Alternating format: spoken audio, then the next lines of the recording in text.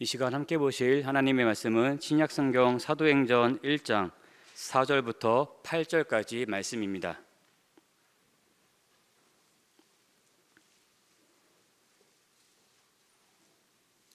사도행전 1장 4절부터 8절까지 말씀입니다.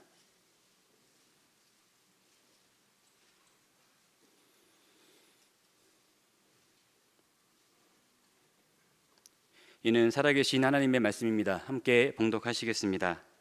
사도와 함께 모이사 그들에게 분부하여 이르시되 예루살렘을 떠나지 말고 내게서 들은 바 아버지께서 약속하신 것을 기다리라. 요한은 물로 세례를 베풀었으나 너희는 몇 날이 못되어 성령으로 세례를 받으리라 하셨느니라. 그들이 모였을 때에 예수께 여쭈어 이르되 주께서 이스라엘 나라를 회복하심이 이때니까 하니 이르시되 때와 시기는 아버지께서 자기의 권한에 두셨으니 너희가 알 바 아니요 오직 성령이 너희에게 임하시면 너희가 권능을 받고 예루살렘과 온 유대와 사마리아와 땅끝까지 이르러 내 증인이 되리라 하시니라. 아멘. 오늘 선교 특강을 위해서 대한민국에서 가장 훌륭하신 강사님을 모셨습니다. 우리 목사님 나오실 때 박수로 환영해 주시면 감사하겠습니다.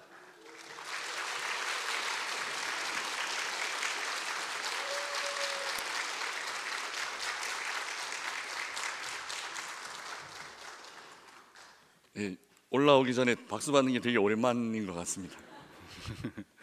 감사합니다. 선교 특강이 있다고 해서 저에게 부탁을 하셨는데 저는 당연히 제가 해야 되는 줄 알았습니다. 그런데 나중에 보니까 이때까지 강사분들이 오셔서 하셨더라고요. 저를 속이고 제가 당연히 해야 된다라고 그렇게 하셨는데, 또 이 시간에 하나님께서 주신 말씀들, 또 우리 교회에 참 이렇게 우리 교회는 독특한 교회거든요. 그 우리 교회에 주시는 하나님의 음성들을 좀 듣고 분별하는 시간들이 되었으면 좋겠습니다. 먼저 영상 하나 틀어주시죠.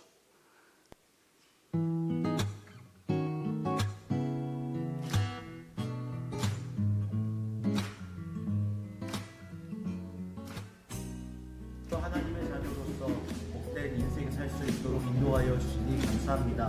하나님, 특별히 기도하는 것은 하나님 유동수 사장님의 가정 가운데, 또 일터 가운데 주님의 보혈로 덮어주시고 주님께서 함께하여 주심으로 말미암아 어떤 악함도 하지 않고 하나님이 주신 평안함으로 하나님의 말씀을 따라 살아갈 수 있도록 인도하여 주시옵소서. 오늘 특별히 말씀 앞으로 나아가고자 하는 마음이 있사오니 하나님 말씀하여 주시고 주님의 말씀을 읽을 때에 유동순 사장님을 향하신 하나님의 마음을 깨달아 아는 그런 큰 은혜가 있을 수 있도록 도와주시옵소서. 당신의 삶 가운데 가득하기를. 1분이 안 되는 짧은 영상인데요. 방금 보신 영상은 지난주 목요일에 있었던 일입니다. 목요 전도팀이 그날은 하루 이제 전도하는 걸 쉬고 친교도 나누고 또 야유회도 갈 겸 문경으로 다녀왔습니다. 그 문경 야유회를 갔다가 카페 사장님에게 복음을 전하고 이 사장님이 영접하겠다고 한 거예요. 그래서 영접 기도까지 받으시고 제가 이제 부목사님 보고를 받기로는 이 사장님이 우리 교회 교폐를 원하셨다고. 그래서 나중에 이거 전해드리러 이제 가야 됩니다. 우리 교회 교인이니까 신방을 가야 됩니다. 기회가 되면 꼭 갖다 드리겠다라고 약속하고 돌아왔다라고 합니다. 우리 교회는 이런 교회입니다. 흩어지면 진짜 그 자리가 어느 자리든지 간에 초대교회처럼 복음 전하는 그런 교회입니다. 목요 전도팀 전도하러 간 게 아니고 하루 전도 쉬고 쉬러 갔는데 그 자리에서도 복음 전하고 심지어 영접까지 시키고 돌아오는 능력의 종들입니다. 우리는 이런 교회에 다니고 있습니다. 우리 옆에 성도님들에게 그렇게 한번 축복했으면 좋겠습니다. 우리는 명선교회에 다니고 있습니다. 네, 제가 대학교 다니던 시절부터 사실 그런 말들이 참 많았습니다. 이런 방식의 복음 전도는 불가능하다라고 이미 20년 그 이전부터 이런 방식으로 이제 복음 전하는 일은 불가능하고 너무 소모적이고 이제는 다른 방법의 복음 전하는 방법을 찾아야 된다. 그래서 관계 중심의 전도라든지 뭐 이런 것들, 아니면은 아예 생물학적으로 애를 많이 낳는다든지 뭐 이런 방법으로 전도해야 된다라고 말하던 시기였습니다. 그런데 여전히 우리 교회는 전도를 통해서 열매들을 확인하고 있고, 또 전도를 통해서 우리가 꾸준히 여러 가지 일들, 하나님의 일들을 경험하고 있는 가운데 있습니다. 왜 그럴까요? 왜 우리는 여전히 사람들은 불가능하다, 사람들은 더 이상 안 된다라고 했는데, 왜 우리 교회는 여전히 하나님께서 일으키시는 이 일들을 우리는 목격하고 있는 걸까요? 마치 초대교회와 같은, 그렇게 흩어지면 만나는 사람들마다 전도하고 심지어 전도한 사람들이 영접하게 되는 그런 일들이 왜 일어나는 걸까요? 그 대답은 너무 명확합니다. 왜냐하면 전도는, 그리고 선교는 우리의 일이 아니기 때문입니다. 전도는, 선교는 하나님이 하시는 일이기 때문에 그렇습니다. 사람의 생각으로는 불가능할 것 같아 보이고 사람의 생각으로는 안 될 것 같아 보이지만, 전도는 하나님이 하시는 겁니다. 선교는 하나님이 하시는 겁니다. 그렇기 때문에 전지전능하신 하나님이 이 일을 이루어 가고 계시고 또 앞으로도 이루어 주실 것입니다. 전도를 하다 보면 종종 이런 말을 듣게 됩니다. 교회를 다니고 싶은데, 예수님을 믿고 싶은데 지금은 안 되겠습니다 라는 말씀을 하시는 분들이 종종 있습니다. 교회 다니면 뭐 마시면 안 된다 하고, 피우면 안 된다 하고, 또 우리는 제사 지내야 되는데 그거 안 된다 하고 해서 교회 다니면 할 수 없는 게 너무 많아갖고 지금은 안 되겠습니다, 이렇게 말씀하시는 분이 종종 계십니다. 시간이 좀 더 지나가면, 부모님들 돌아가시고 나면 내가 교회 다니겠습니다, 이렇게 하시는 분들이 종종 계십니다. 사람들은 교회에 다니면 뭔가 짊어져야만 하는 짐이 있다, 이렇게 느끼는 것 같습니다. 그래서 이런 생각을 하시는 분들에게는 제가 이런 말씀을 드리곤 합니다. 저는 처음에 교회 다니고 나서 예수님 믿을 때 왜 이제야 교회 다니기 시작했을까? 왜 이제야 예수님 믿기 시작했을까? 이런 생각을 했습니다 라고 말씀드렸습니다. 진짜 사랑하는 사람을 위해서 어떤 일을 하거나 어떤 일을 하지 않거나, 내가 그 사람을 위해서 어떤 일을 하거나 어떤 일을 하지 않는 것, 전혀 짐이 되지 않는 걸 우리는 많이 느끼지 않았습니까? 라고 말씀드린 적이 있습니다. 연애 시기 때 우리는 참으로 초인적으로 많은 일들을 했습니다. 지금은 더 이상 하지 않는 일들을 연애 시기 때는 참 많이 해왔습니다. 사랑하는 사람을 위해서, 지금도 사랑하지만 그 사랑하는 사람의 마음을 얻기 위해서 우리는 그 일들을 짐으로 느끼지 않고 해왔었습니다. 오히려 기쁨이 되지 않을까요? 이렇게 말씀드린 기억이 있습니다. 이는 분명히 진심입니다. 그리고 거짓말이 아닙니다. 그러나 사실 우리의 신앙생활, 특히 교회 생활을 하다 보면 가끔 짐이나 또 가끔 부담으로 느껴질 때도 있긴 합니다. 믿음 생활을 하면서 특히 교회 안으로 들어와 여러 활동을 시작하는 순간 하지 말라는 것도 그렇게 많고 또 해야만 하는 일도 그렇게 많은지 본격적으로 이제 부담을 느끼게 되기 때문입니다. 이처럼 신앙생활을 하다 보면 처음에는 무슨 일이든지 맡겨주시는 것 감사하고, 교회를 섬길 수 있다, 교회에 나올 수 있다라는 것만으로도 기쁨을 느낍니다. 그러다 시간이 조금 흐르면 교회를 섬기는 일들이 좀 짐처럼, 무거운 짐처럼 느껴질 때가 종종 있습니다. 그리고 때로는 신앙 자체가 어떤 무거운 짐처럼 부담스럽게 다가올 때도 있습니다.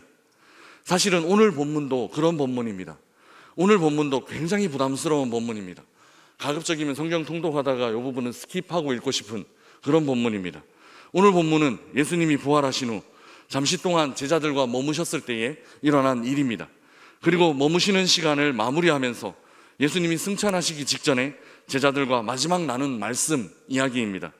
우리는 지금까지 교회를 다닌 동안 수없이 많이 이 본문을 읽었습니다. 그리고 꽤 자주 이 본문으로 설교를 들어왔습니다. 본문은 영광스럽게 예수님이 구름 위로 승천하시는 장면 직전에 예수님이 마지막으로 우리에게 당부하시는 말씀을 기록하고 있습니다. 그 말씀은 우리가 너무너무 잘 알듯이 예수님의 증인이 되는 삶입니다. 그것도 땅끝까지 이르러 증인이 되어야 한다는 삶으로 구체화되고 있습니다. 저도 어릴 적 청년 시절 이 말씀 붙잡고 나의 땅끝은 어디일까 고민한 적이 있습니다.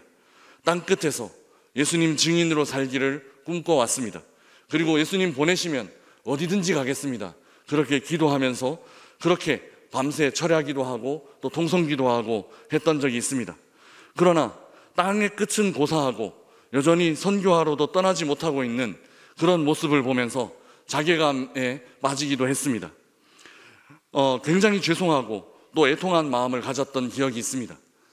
여러분은 그러신 적이 없습니까? 전혀 그렇지 않다는 듯 안장이시긴 한데, 예, 저는 좀 그런 마음들이 있었습니다. 심지어 저는 유럽의 중앙, 세계에서 가장 잘 사는 나라에서 10년 동안 살았으니 더 죄송한 마음, 더 송구한 마음이 강했습니다.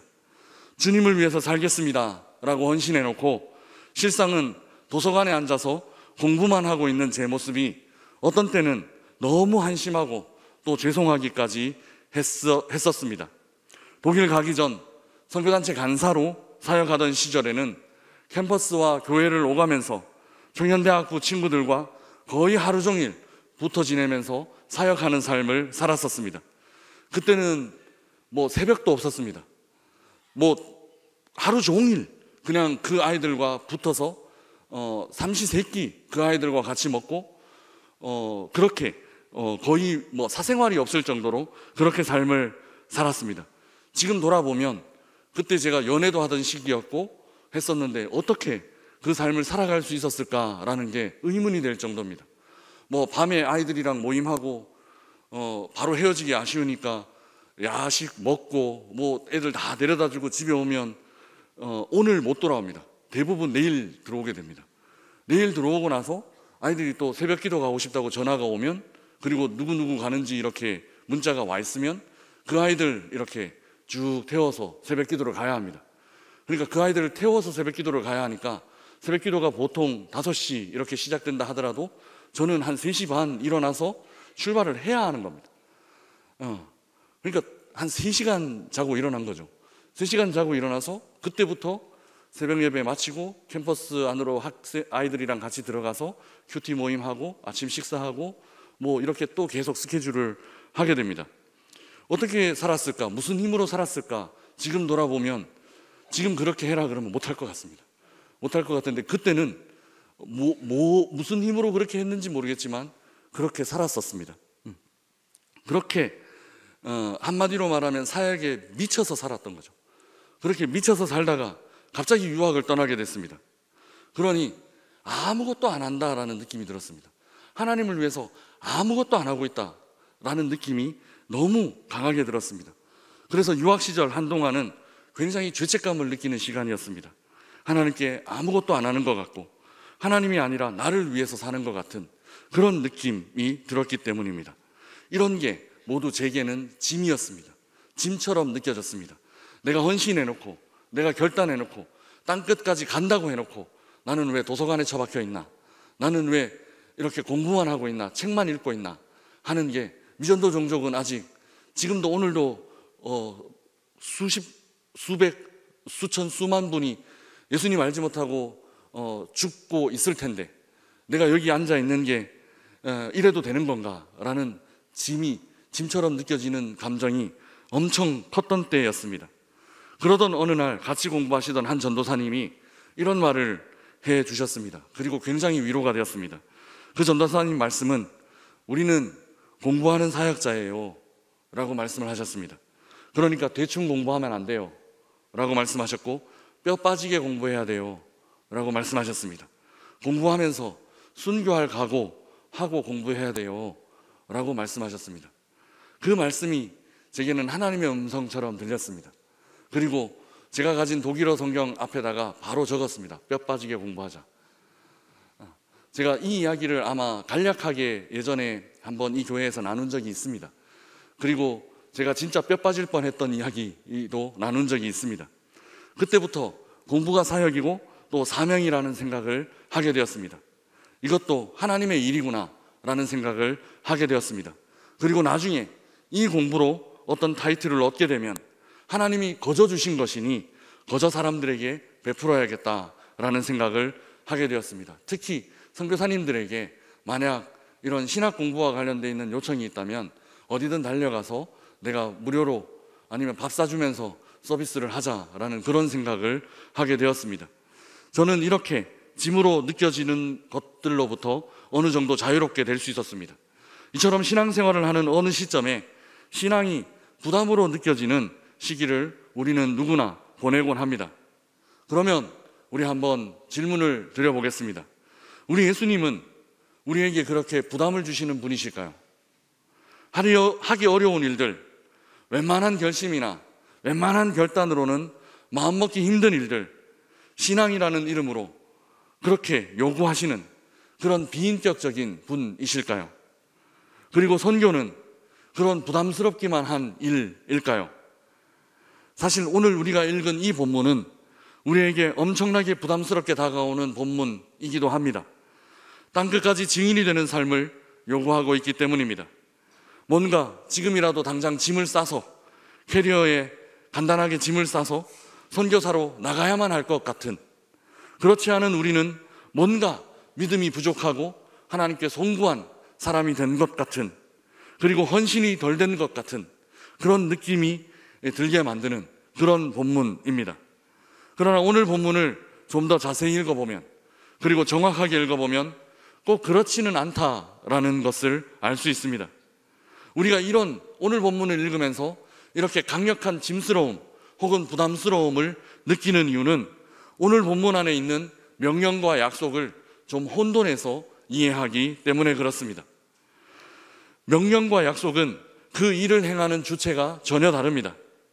명령은 우리가 지켜야 할 일입니다. 주님께서 명령하신 거기 때문에 우리가 지켜나가야 하는 것입니다. 그런데 약속은 어떤 겁니까? 약속은 우리가 그 약속을 이루는 것이 아니라 우리 주님께서 그 약속을 이루어 주시는 것입니다. 오늘 본문에는 그 명령과 그 약속이 두 개가 서로 교차되어서 나타나고 있습니다. 그리고 가끔 우리는 바로 이 본문 안에서 명령과 약속, 이 둘을 좀 잘못 이해하는, 오해하는 경우들이 많이 있습니다. 다시 말해서 하나님의 명령이 무엇인지 잘 깨닫지 못해서 내가 뭘 해야 하는지 모르는 경우가 생길 수 있고, 또 정반대로 하나님의 약속을 바로 깨닫지 못해서 하나님이 이루어 주시는 약속인데 마치 내가 지켜야 하는 명령처럼, 십계명 이런 것처럼 내가 지켜야 하는 명령처럼 오해하는 경우들이 있다라는 것입니다. 사도행전 1장 이 본문 안에서 예수님이 우리에게 주신 명령은 무엇일까요? 우리는 이 본문을 수도 없이 자주 읽어왔습니다. 아마 선교 학교가 열릴 때마다 이 본문을 다루지 않고 넘어갔던 때가 아마 있었을까 싶은 생각도 듭니다. 과연 오늘 본문에서 예수님의 명령은 무엇입니까? 대부분의 신앙인들이 이 본문을 읽으면서 땅끝까지 이르러 증인되는 것을 예수님의 명령으로, 그래서 지상명령 이렇게 타이틀을 붙여서 이해하고 있습니다. 그런데 굳이 헬라어 원문을 제가 인용하지 않더라도 증인이 되리라 라는 말은, 이 표현은 우리나라 말로도 굉장히 잘 번역되어 있습니다. 증인이 되리라 라는 이 표현은 미래형 표현입니다. 증인이 될 거야 라는 미래형 표현인 거죠. 명령이 아니라 뭡니까? 약속입니다. 너희는 땅끝까지 이르러 내 증인이 될 거야 라는 예수님의 약속인 것입니다. 명령이 아닌 겁니다. 대부분 우리는 이 부분을 명령으로 오해하고 살아왔습니다. 약속이기 때문에 이 약속은 누가 이루어 주시는 겁니까? 내가 이루어가는 겁니까? 아니면 하나님께서 이루어 주시는 겁니까? 내가 증인이 될 거야, 증인이 되리라, 증인이 될 것이다 라는 이 약속은 예수님이 우리를 증인되게 하신다라는 약속의 말씀인 겁니다. 우리가 증인되도록 내가 스스로 애쓰고, 내가 스스로 뭔가를 하고, 내가 스스로 언어를 배우고, 내가 스스로 문화를 배우고, 내가 스스로 어디 해외 선교지에 대한 이해를 넓히고 이런 것들을 해야 된다라는 표현이 아닙니다. 이것은 이 표현은 우리 주님이 이루어 주시는, 우리 주님이 우리를 위해서 축복의 삶으로 이루어 주시는 약속이라는 겁니다. 때문에 사도행전 1장의 명령은 증인되는 것 아닙니다. 증인은 예수님께서 우리를 위해 이루어 주시는 것, 즉 예수님의 약속입니다. 증인되리라는 예수님의 약속입니다. 본문 안에서 예수님의 명령은 다른 곳에 있습니다. 오늘 본문 4절인데요. 4절 우리 함께 읽어보겠습니다. 사도와 함께 모이사 그들에게 분부하여 이르시되 예루살렘을 떠나지 말고 내게서 들은 바 아버지께서 약속하신 것을 기다리라. 아멘. 예수님의 명령은 단 하나고 오직 이 4절에만 등장하고 있습니다. 4절의 전반부 사도와 함께 모이사 그들에게 분부하여 이르시되 라는 표현 안에 명령이라는 말이 들어가 있습니다. 뭔가요? 예, 잘 안 쓰이는 표현이라 그렇습니다. 분부라는 말. 분부라는 말, 분부하다라는 말은 헬라어로 파란겔로라는 말인데요. 파라 옆에 안겔로 전하다 이런 말인데요. 이 동사가 바로 명령하다라는 의미입니다. 우리나라 말로 분부하다 이렇게 되어 있으니까 우리가 지금까지 많이 오해했습니다. 그런데 명령하다, 우리 주님이 명령하셨다 이 말이에요. 무엇을 명령하셨느냐 하면 두 개를 명령하셨습니다. 부정형으로 두 개 동사가 나오는데 하나는 뭐냐 하면 예루살렘을 떠나지 말라라는 거예요. 하나는 예루살렘을 떠나지 말라. 두 번째는 뭐냐 하면 기다리라라는 겁니다. 예루살렘을 떠나지 말라, 기다리라라는 것이 예수님이 명령하신 거예요. 그런데 예루살렘을 떠나지 말라, 그리고 기다리라, 이것은 서로 다른 두 명령이 아닙니다. 하나의 명령입니다. 예루살렘을 떠나지 말고 기다리라 라는 그런 의미이기 때문입니다. 서로 다른, 차원이 다른 두 개의 명령이 아니라 하나의 명령입니다. 예루살렘을 떠나지 말고 기다리라 라는 것이 오늘 본문 안에 나타난 유일한 명령입니다. 예수님이 마지막 승천하시는 순간에 우리에게 명령하시는 것은 선교사가 되라, 아니면 땅끝까지 증인이 되라, 짐 싸들고 이제 미전도 종족으로 가라, 오지로 가라, 아프리카로 가라, 이런 말씀이 아니었습니다. 사도행전에서 누가가 전하는 예수님의 마지막 명령은 단 하나 이겁니다. 떠나지 말고 기다리라 라는 겁니다. 떠나지 말고 기다리라는 것이 오늘 본문에서 우리 주님의 유일한 명령, 그리고 예수님의 명령의 전부입니다. 그래서 예수님의 명령은 어떻게 느껴지십니까? 이제 예수님의 명령을 한번 살펴보고 나니까 예수님의 명령이 어떻게 느껴지십니까? 아직도 부담스러우십니까? 아직도 짐처럼 느껴지십니까? 이전과는 조금 다른 느낌이 드실 것 같습니다. 사실 그렇게 부담스러운 명령이 아닙니다. 우리 주님 마지막으로 무슨 폭탄 같은 걸 던져놓고 가신 게 아닙니다. 우리에게 굉장히 가벼운 명령을 주고 가신 겁니다. 그리고 짐스럽지도 않습니다. 만약 오지 선교사가 되라 라고 하거나 무슨 옷도 입지 않고 있는, 제가 예전에 97년도에 베트남 단기 선교를 간 적이 있는데 그 선교지로 들어가니까 옷을 입지 않은 사람들이 있더라고요. 아직까지, 그때까지 있더라고요.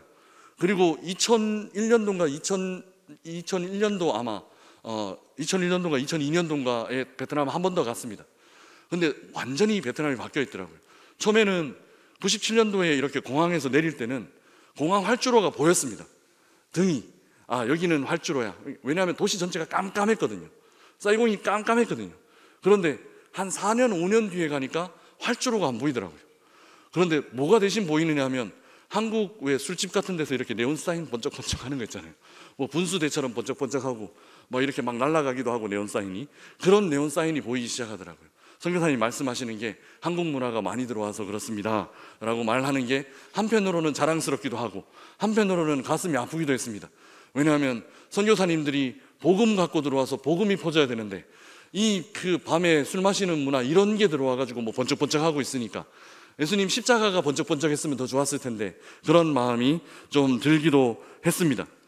오지 선교사가 되거나 땅끝까지 증인이 되라는 우리가 지금까지 명령으로만 알고 있던 것처럼 그런 명령이 주어졌다면 이 명령은 누군가는 이 명령 지킬 수 있는 사람이 있을 겁니다.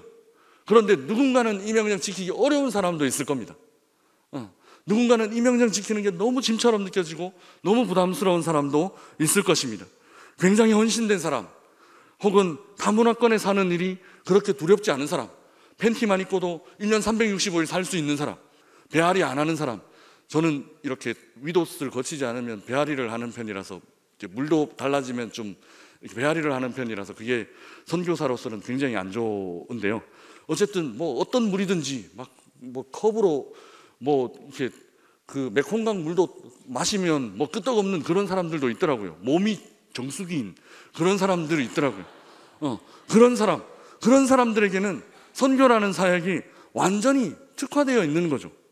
그런 사람들에게 만약에 이런 명령, 오지로 가라, 뭐 선교사가 되라 라고 명령하면 이 명령은 지킬 만한 명령일 거예요. 그러나 하나님을 사랑하기는 하지만, 하나님 너무 감사하고 하나님 사랑하기는 하지만 사역자로 서기에는 아직 준비가 되지 못한 사람, 혹은 저처럼 굉장히 소심한 성격을 갖고 있어서, 그렇게 생각 안 하실 수도 있지만 굉장히 소심한 성격을 갖고 있어서 처음 만나는 사람이랑 말하는 것, 눈도 잘 마주치지 못하고 굉장히 수줍어하고 또 익숙한 지역을 벗어나 생활하는 것 자체가 굉장히 스트레스인 사람, 이런 사람에게 이 명령은 굉장히 지키기 어려운 그런 명령일 수 있다는 겁니다. 그러나 이런 명령이면 다릅니다. 떠나지 말고 기다리라 라는 게 명령이면, 이게 예수님의 명령이면, 이 명령이면 다릅니다. 헌신의 강도나 믿음의 성숙도나 그런 것 상관없이 이 정도면 누구든 한번 도전해 볼 만한 거 아닌가요? 떠나지 말고 기다리라. 저같이 소심한 사람도 떠나지 않고 기다릴 수는 있잖아요. 뭔가 대단한 일을 하는 게 아니잖아요. 이 명령은 누구나 지킬 수 있는 명령인 거죠. 우리 주님은 누구나 지킬 수 있는 명령, 마지막으로 우리들에게 건네고 가시는 거예요. 예를 들면 이런 겁니다. 한국에 와서 보니까 독일에서도 볼 수 없었던 독일 차들 많이 봤습니다. 독일에서는 진짜 그런 클래스는 진짜 잘 없습니다. 차라리 도요타나 이런 거, 조그만한 차, 이렇게 독일 큰 애가 저기에 다 탈 수 있을까 싶은 그런 차들이 오히려 독일은 더 많습니다. 근데 어떤 사람이 이렇게 만약에 명령한다면, 너 가서 포르쉐 한 대 사와, 이렇게 명령한다면 누군가는 지킬 수 있겠지만 누군가는 지킬 수 없는 명령일 것입니다. 돈 많은 누군가는 집에서, 예전에 대학 다니던 때 선배가 차 닦는 아르바이트를 했습니다. 아침에 아파트 단지에서 세차하는 아르바이트를 했습니다. 그때 이제 한 집에 잘 연결되면 한 집에 차 4대를 가진 집에 세차를 할 수 있대요. 근데 그분이 자녀들이 많아서가 아니고 그 어른 2분이 이제 타는 차가 4대래요. 4대인데 그 선배가 그러더라고요. 이분은 우리가 아침에 이렇게 나올 때 신발 뭐 신고 갈까, 이거 있잖아. 운동화 신고 갈까, 구두 신고 갈까, 이거 조금 고민하잖아. 그분들은 차 못 타고 갈까, 이런 걸 그런 차원으로 고민하는 것 같아. 이런 이야기를 들은 적이 있습니다. 그런 분들한테는 포르쉐 한 대 정도 가능하겠죠. 아주 쉬운 일은 아니다 하더라도 가능한 일입니다. 그러나 돈이 많지 않은 저 같은 사람, 이 교회로 오기 전까지만 해도 K3를, 그것도 장기 렌트해서 한 달에 41만 몇천 원씩 내는데 그 낼 때마다 아내의 눈치를 봐야 하는 이런 사람들에게 포르쉐 한 대를 사와, 이렇게 명령하는 거는, 이거는 너무 큰 부담이라고요. 할 수 없는 명령이라고요. 마치 우리는 주님의 명령이 그런 것처럼 느껴질 때가 있다는 거죠. 그러나 명령이 이렇다면 어떨까요? 포르쉐 가게 앞에, 저기 수원 영통 나가면 포르쉐 대리점이 하나 있어. 그 대리점 앞에 기다려. 내가 올 때까지 기다려. 이 명령은 누구나 지킬 수 있는 명령입니다. 그죠? 저 같은 사람도 지킬 수 있는 명령입니다. 낯가릴 필요 없거든요. 마스크 하나 쓰고 나가면 가능합니다. 때문에 떠나지 말고 기다리라 라는 명령은 이런 명령입니다. 누구나, 아무나 지킬 수 있는, 돈이 없어도, 힘이 없어도, 지식이 없어도, 나이가 어리거나 많아도, 혹은 남자든 여자든 누구나 지킬 수 있는 명령, 이 명령이 바로 우리 주님이 마지막 승천하시기 전에 우리에게 주신 명령이라는 겁니다. 예수님은 누구나 지킬 수 있는, 그리고 누구에게나 크게 부담스럽지 않은 명령을 남기시고 승천하셨습니다. 그러면 땅끝까지 증인이 되는 일은 무엇일까요? 땅끝까지 이르러 증인이 되는 일은 어떤 일일까요? 그것은 약속입니다. 기다리라는 명령이 잘 지켜졌을 때 하나님이 우리에게 이루어 주시는, 하나님께서 우리에게 복으로 허락하여 주시는 약속이라는 겁니다. 약속은 누가 이루어 주시는 겁니까? 그 약속을 우리가 이루어야 하는 겁니까? 아닙니다. 약속은 하나님께서 이루어 주시는 겁니다. 즉, 떠나지 말고 기다리라 라는 이 명령 잘 지킨 그 사람에게 약속으로 이루어 주시는 선물과 같은 삶이 바로 땅끝까지 이르러 증인이 되는 삶이라는 겁니다. 그래서 증인이 되는 삶은 짐스럽지 않습니다. 하나님이 우리를 모두를 증인되게 만드실 것이기 때문입니다. 우리 목요팀이 그 문경까지 가서 그 카페 사장님에게 전도할 때 어땠을까요? 이거 해마라 이러면서 너무 부담스러운데, 스트레스인데, 해마라 그런 마음이 있었을까요? 저는 누가 먼저 전도한지는 잘 모르겠지만 그런 마음 아마 없었을 가능성이 많고 길지도 않았을 겁니다. 부담스러워서 아우 하면서 가는 게 아니라 뭔가 나도 모르게 가 있고, 나도 모르게 말 걸고 있고, 나도 모르게 말하고 있고. 목요 전도팀 그렇지 않았나요? 네, 그렇지 않았을까 하는 생각을 합니다. 제가 이때까지 전도는 그랬었습니다. 내가 이 집에 들어가서 내가 무슨 말을 해야지 12번도 더 생각하고 들어가는 경우들이 있습니다. 우리는 떨리니까요. 그런데 막상 들어가 보면 내가 말하지 않는데 이분이랑 얘기가 주고받고 되면서 그분이 마지막에 우리가 무슨 파티 같은 거, 잔치 같은 걸 교회에서 열겠습니다, 오실래요? 하면 오신대요. 그리고 기도만 간단하게 우리 한번 해드리고 싶은데 해주시겠대요. 그리고 심지어 눈물도 흘리세요. 그리고 집안에 있는 그 먹을 것들, 그 할머니가 먹을 것들, 그 자기가 심심한 때 먹으려고 남겨둔 것들, 그것들을 막 끄집어내 오세요. 그렇게 대학 다닐 때 전도했던 기억이 있습니다. 내가 하는 거 아니더라고요. 우리 주님께서 하시더라고요. 우리는 자주 이 둘을 혼돈합니다. 아니, 반대로 이해합니다. 내가 지켜야 할 것이 무엇인지 알지 못하고 하나님이 이루어 주실 것을 내가 이루려고 애쓰기 때문에 우리는 선교가 혹은 전도가 짐처럼 느껴질 때가 있습니다. 그런데 그렇지 않습니다. 그냥 우리가 말씀 안에서 우리 주님 약속 붙잡고 기다리고 머물러 있으면 전도는 우리 주님이 하시는 겁니다. 선교는 우리 주님이 하시는 겁니다.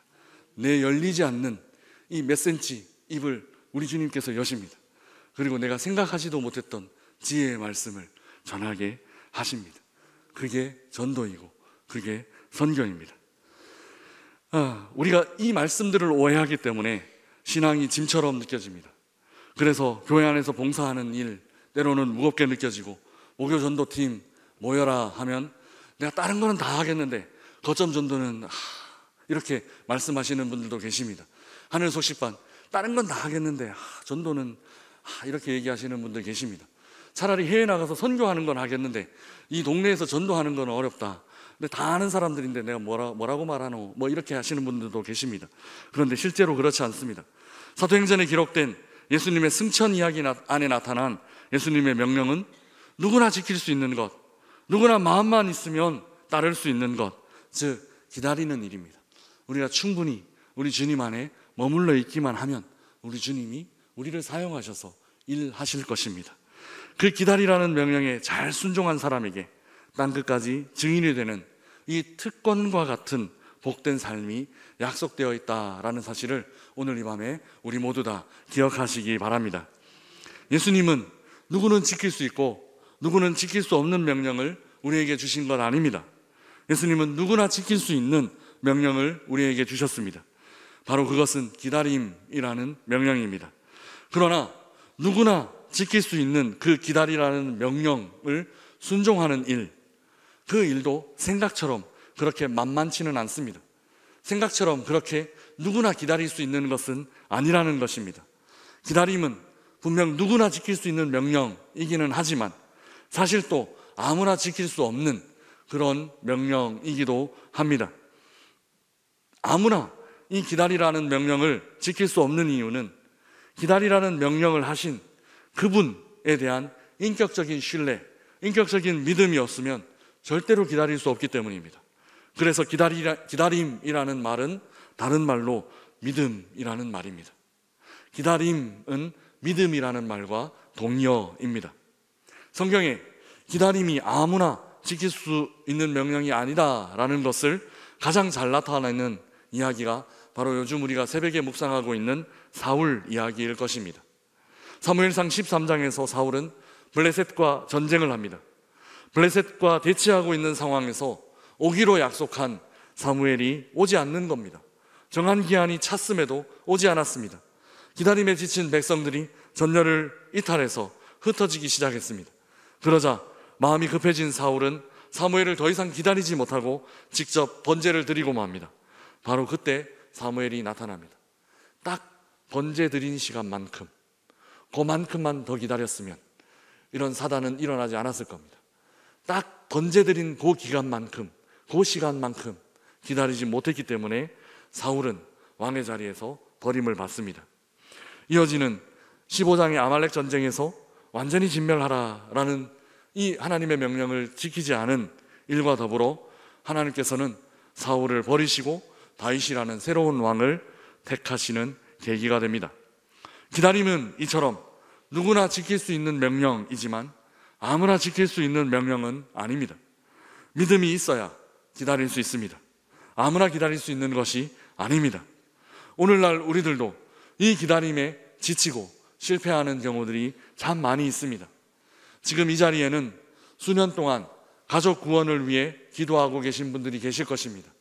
제가 아침마다 우리 목사님들 올려주시는 신방 보고서를 읽으면 저는 제가 직접 가정마다 신방은 못하더라도 그 신방 보고서를 제가 성경책 읽듯이 있습니다. 꼼꼼히 줄쳐가면서 있습니다. 우리 부목사님들께 물어보십시오. 다 체크합니다. 다 체크하고 오타 수정도 해드리고 싶은데 그것까지 하면 부목사님들이 민망해 하실까봐 이게 제 병입니다. 이렇게 읽다가 꼭 오타 수정하는 거 이렇게. 오죽하면 제가 독일의 피아 데지데리아라고 경건주의 슈페너라는 경건주의 학자가 쓴 책이 있었습니다.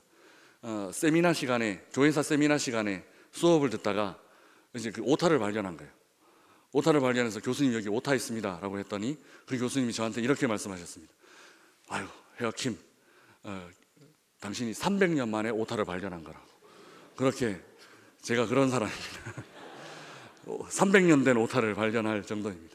아침마다 부목사님들 써주신 신방 보고서를 읽으면 참 눈물 날 때가 많이 있습니다. 가족 구원을 위해서 또 연로하신 부모님 예수님 영접하고 돌아가셨으면 하는 그런 기도 제목들이 참 신방 보고서 한 편당 꼭 하나씩은 그런 기도 제목들이 올라오는 것 같습니다. 요즘 목사님들이 또 신방을 되게 많이 하시거든요. 그래서 제가 읽는데 되게 힘들기는 한데 그래도 다 있습니다. 읽으면 꼭 한 편당 가족 구원이라든지 요즘 코로나 이후에 주일 성수하지 못하는 자녀들이라든지 아니면은 부모님이라든지 이런 기도 제목이 꼭 올라오는 경우들이 있습니다. 그런 분들 조금만 더 기다리십시오. 우리 주님이 우리 기도 듣고 계십니다. 우리의 눈물의 기도 우리 주님이 외면하지 않습니다. 절대로 외면하지 않습니다. 하나님이 기도하는 사람들에게 기회를 주시는데 놀랍게 기회를 주실 겁니다. 그리고 그 놀라운 기회는 진짜 어떻게 이런 일이 일어날까, 내가 기도하면서 기대하지도 않았던 일들을 하나님께서 우리 눈앞에 펼쳐주실 것입니다. 왜냐하면 우리 자녀들이 우리의 유익이 아니라 하나님 나라를 위해서 기도하고 있기 때문에 우리 주님 그 기도는 잊으실 수가 없습니다. 조금만 더 기다리십시오. 힘을 내십시오. 우리 함께 열심히 기도하며 나아갑시다. 또 혹은 이 자리에 수년 동안 자신의 가족이나 혹은 자신의 치유를 위해서 기도의 제단을 쌓고 계신 분들도 계실 겁니다. 오늘 기도하고 당장 내일 응답이 탁 드러나면 좋겠지만 하나님은 때로 우리의 기도가 쌓이는 기다림의 시간을 원하시기도 하십니다. 예수님은 승천하시고 바로 성령 강림이 일어나는 것이 아니라 예수님이 승천하시고 나서 며칠 동안 기다리며 또 기도하며 기다리는 동안 성령 강림이 일어났듯이 우리가 올려드린 기도와 함께 그 기다리는 시간들을 성숙의 시간으로 보내고 있는 가운데 있습니다. 기다림의 시간은 우리에게 성숙의 시간, 그래서 우리에게 유익한 시간이 될 수 있습니다. 그 기다림의 시간 동안 우리는 무엇을 하느냐 하면 하나님의 마음을 배워갑니다.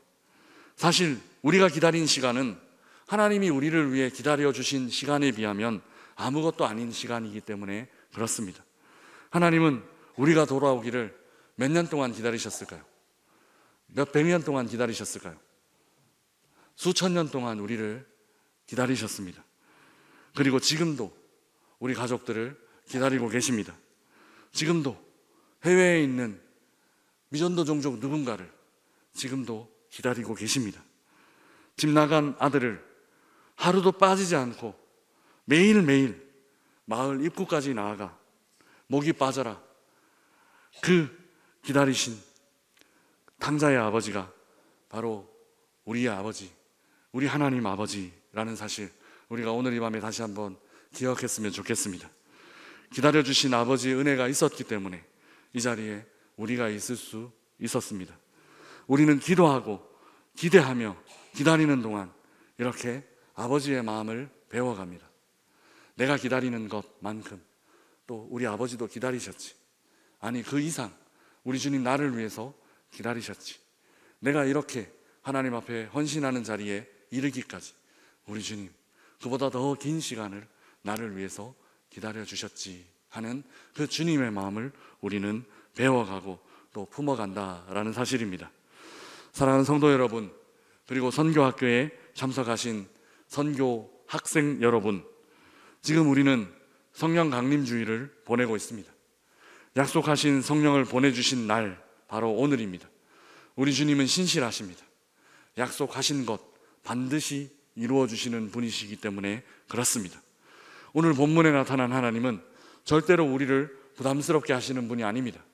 절대로 우리에게 짐을 지우시는 분이 아닙니다. 우리가 못 견뎌 하는 그런 짐을 우리에게 내팽겨치듯 지우시고 그냥 팔짱 끼고 물러나 계신 그런 분 아닙니다. 지금까지 우리가 말씀 잘못 이해하고 있어서 그렇게 느껴졌던 것 뿐입니다. 하나님은 누구나 지킬 수 있는 명령 우리에게 주십니다. 증인이 되는 삶도 부담스러운 짐이 아닙니다. 내가 이루어야 할 것이 아니라 우리 주님이 이루어 주시는 것이기 때문에 그렇습니다. 전도 그리고 선교는 그리스도인의 일상일 뿐입니다. 우리의 목요전도팀에서 소풍 가서도 나들이 가서도 전도하듯이 우리 신앙의 삶 자체가 전도이고 또 선교인 것입니다. 우리의 가정에서 우리는 선교사로 살아가고 있습니다. 우리의 일터에서 우리가 하는 일들, 우리가 하는 표정들, 우리가 짓는 표정들, 우리가 하는 말 하나하나가 우리는 그 말, 표정, 행동들을 통하여서 우리는 선교의 일을 하고 있습니다. 식사 전에 하는 기도하는 모습 하나를 통하여서도 얼마나 큰 영향력을 미치고 있는지 모릅니다. 나는 주일을 성수해야 되는 사람이야. 그 하나만으로도 나는 교회 다니니까 술 마시지 않아. 그 한마디가 그 사람들에게 어떤 거룩한 영향력을 미치고 있는지 우리는 기억해야만 합니다. 하나님은 지금도 우리를 사용하고 계시고 앞으로도 우리를 선교의 도구로, 전도의 도구로 사용하실 것입니다. 그렇게 우리는 하나님의 약속을 성취해 나가고 있습니다. 이루어 가시는 하나님 믿고 증인으로 부르시는 이 부르심에 기쁨과 자원함 그리고 자유함으로 응답하며 나아가시는 우리 모든 명선의 가족들 되시기를 주님의 이름으로 축복합니다. 우리 함께 기도하겠습니다. 살아계신 하나님 아버지, 하나님 우리에게 짐을 주시는 분이 아니라 하나님 우리를 자유하게 하시는 분이심을 믿습니다. 우리의 기다림과는 비교도 되지 않을 정도로 긴 시간을 우리를 위해 기다려주신 하나님이심을 이 시간, 이 저녁 깨닫게 해주시니 감사합니다. 지금도 우리 주님은 복음이 아직 전하여지지 않은 미전도 종족 누군가를 기다리고 계실 것입니다. 주님의 마음, 그 마음 함께 느끼고 함께 아파할 수 있는 이 밤이 될 수 있도록 인도하여 주시옵소서. 우리 선교학교에 지원하신 한 분 한 분들 될 수 있도록 인도하여 주시옵소서. 우리 명선의 교우들 한 분 한 분들 될 수 있도록 주여 인도하여 주시옵소서. 우리도 누구나 할 수 있는, 그러나 하나님을 향한 믿음이 있는 사람만 할 수 있는 그 기다림의 명령에 순종하며 예수님 다시 오시는 그날까지 꿈꾸게 하여 주시고 우리를 기다려주신 주님의 기쁜 소식을 온 땅 가운데 기쁨으로 전하는 우리의 삶 가운데 전하는 증인의 삶을 살아가게 하여 주옵소서. 감사합니다. 예수 그리스도의 이름으로 기도드리옵나이다. 아멘.